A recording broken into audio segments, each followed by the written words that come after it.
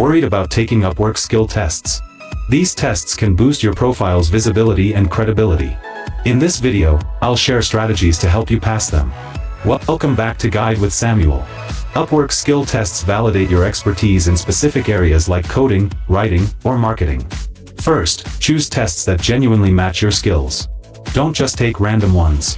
Read the test description carefully so you know what topics will be covered. Before you start, find a quiet space and ensure you have a stable internet connection. Most tests are timed, so you'll need to focus without interruptions. A crucial pro tip: use the practice questions. Upwork often provides a few sample questions before the real test. This gives you a feel for the format and difficulty level, so you're not going in completely blind. And just like that, you can approach skill tests with confidence. Passing relevant tests adds valuable badges to your profile that clients look for. Which skill test are you most nervous about taking? For your final question, subscribe for our next video on how to choose the right Upwork test for your skill. Thanks for watching.